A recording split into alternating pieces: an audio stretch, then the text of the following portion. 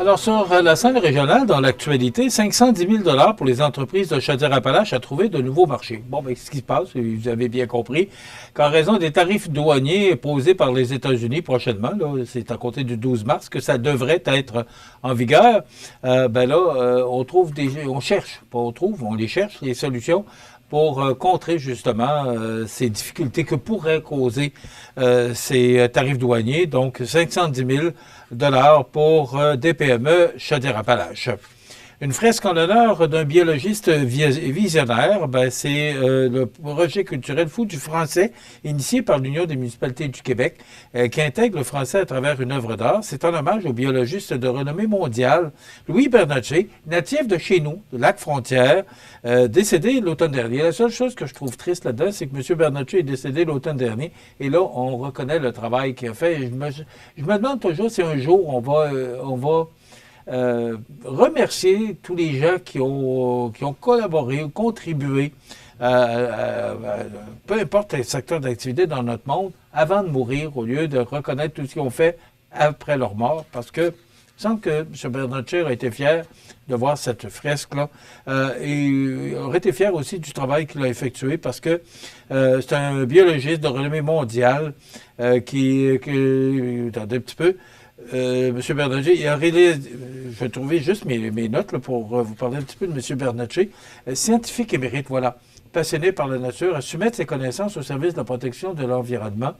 Fermement convaincu de l'importance de la recherche fondamentale, M. Bernatchez a dirigé des travaux reconnus mondialement sur l'évolution de la biodiversité chez les poissons d'eau douce du Québec. Son héritage se perpétue à travers ses nombreuses publications, ses étudiants et les politiques de conservation qu'il a inspirées. Il nous rappelle l'importance de protéger notre patrimoine naturel pour les générations futures. Alors voilà ce qu'on se rappellera de M. Bernatchez, qui sera maintenant à la salle à l'hôtel de Lac-Frontière. Voilà. Un événement incontournable pour les passionnés de champignons. Bon, on sait que le Kamouraska se lance beaucoup là-dedans, se spécialise là-dedans, dans le micro-tourisme. Justement, il y aura une rencontre le 27 février prochain. C'est la 4e édition de la rencontre annuelle du Kamouraska mycologique. C'est à la salle municipale de Saint-Gabriel-l'Allemand. Donc, il y a beaucoup de monde qui vont là. Il y a beaucoup de monde qui vont faire la dégustation de ces champignons. Kamouraska s'initie de plus en plus dans ce domaine-là. Il y a des différentes activités au cours de l'année. Alors, ce sera le 27 février prochain, si ça vous tente d'y assister. Et vous l'avez vu hier, Jean Lemieux, associé chez Mallette, était avec nous. Le communiqué de presse a fait suite à l'entrevue avec M. Lemieux, là, la 15e édition des prix de la relève Mallette qui est lancée. Et c'est un incitatif pour inciter les gens de la relève, pour reconnaître les gens qui participent à la relève de notre économie, de nos entrepreneurs de la région. Donc, c'est une belle initiative. C'est la 15e édition de la relève du prix Mallette. Écoutez, j'aurais tellement de choses à vous parler, mais ce matin, le premier ministre Justin Trudeau doit annoncer que son gouvernement a finalement choisi de relier Québec et Toronto par une ligne de train à grande vitesse TGV. Ça va être annoncé ce matin.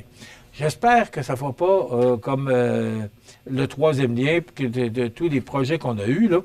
Le premier ministre, et la source est du site web de Radio-Canada, là. Donc, le premier ministre Justin Trudeau doit en faire l'annonce officielle ce matin à 9 h lors d'une conférence de presse à Montréal en compagnie de la ministre des Transports, Anita Anand. Selon les informations obtenues par Radio-Canada, en octobre, Ottawa projette de construire une voie électrifiée strictement réservée au TGV qui relierait les villes de Québec, Trois-Rivières, Montréal, Laval, Ottawa, Peterborough et Toronto. Le train projeté relierait Montréal et Toronto en 2h47 alors qu'il faut actuellement compter plus de 5 heures avec les trains actuels. Le trajet Montréal-Québec ne prendrait, lui, qu'environ 1h26 plutôt que 3h25 quand même. C'est 2 heures de moins. Toujours selon Radio-Canada, la nouvelle voie qui doit accueillir le TGV s'étalerait sur plus de 800 km et pourrait prendre plus de 5 ans à construire. En ce qui a trait au coût, Transport Canada avait initialement évalué que le coût d'un TGV pouvait s'élever à plus de 100 milliards de dollars. Pas de 100 millions, 100 milliards, selon les informations obtenues. Ça va faire travailler du monde, ça va faire payer des impôts, il faut le voir comme ça. Un TGV au Canada constituerait une première et est vu comme une révolution économique par le gouvernement et les experts. Oui, je suis certain de ça.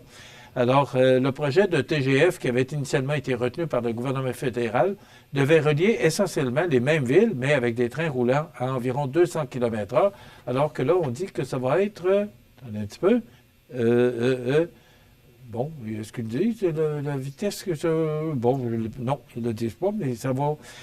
Donc, avec des trains roulant à environ 200 km/h qui passent plus fréquemment, le coût estimé du projet oscille entre 6 et 12 milliards. Donc, le TGV, le train à grande vitesse là, qui devrait être annoncé, tout ça, la source vient du site de Radio-Canada.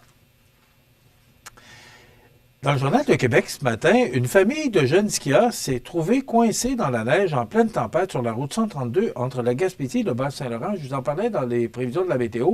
On disait que ça avait brassé, et ça a brassé de Montréal, là, parce que Montréal aurait reçu tout près de 75 cm de neige. Nous, peut-être entre 35 et 40. Et là, ça a brassé beaucoup là, dans l'Est. Là.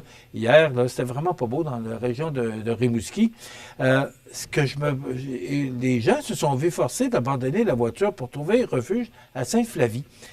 La seule chose que je veux jaser avec vous là-dessus, c'est qu'il y a des avertissements de tempête émis par Environnement Canada. Je pense que depuis jeudi dernier, qu'on parle de cette intense dépression qui devait nous atteindre là, et nous apporter passablement de neige dimanche, il y a des avertissements, il y a des réseaux, il y a Météo Média, il y a tellement de médias. Il y a Radio-Canada, il y a TVA, et je ne comprends pas que des gens se retrouvent sur la route et se voient pris dans une tempête. On est informé. Avant ça, peut-être qu'on avait moins d'informations, c'était peut-être plus difficile.